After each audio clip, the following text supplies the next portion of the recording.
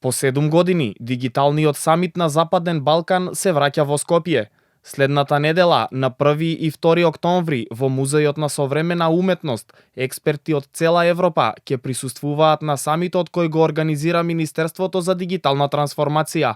Министерот Стефан Андоновски вели се очекуваат околу 800 учесници на самитот, а според него клучната тема е сајбер безбедноста и за истата ќе се разговара на повеќе панели. Самитот ќе покрие неколку клучни теми за дигиталната трансформација и на Македонија и на регионот. Навистина имаме што да кажеме како држава. Од тука клучна тема на барање на голем број панелисти и организации ќе биде сајбер безбедноста и таа ќе биде покриена на 3 различни панели, 2 на помалата текст стејдж и еден секако на големата или на главната сцена.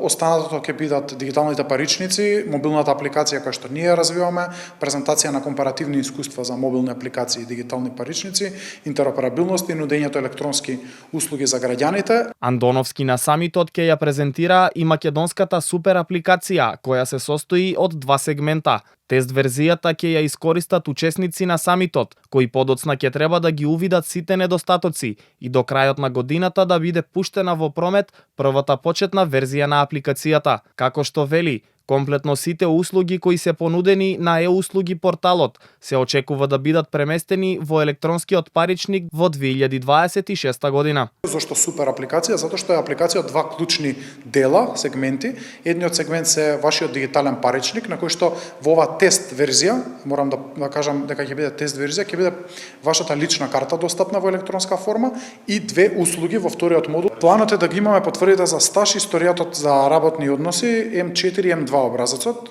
нема држите со спор, може би го сгрешив, но планот е да ги имаме овие 2 затоа што се уште апликацијата нема внатрешно плаќање во самата апликација, сите други услуги кон граѓаните најголемиот дел се плаќа административна такса, тој елемент, тој модул го немаме се уште вградено во тест верзијата. Настанот ќе го отвори премиерот Христијан Мицкоски, а свое обраќање ќе има и генералниот секретар на Советот за регионална соработка Амер Капетановиќ, министрите за дигитална трансформација од земјите од Западен Балкан, поранешниот министер за дигитализација на Полска, како и представник од Австралија.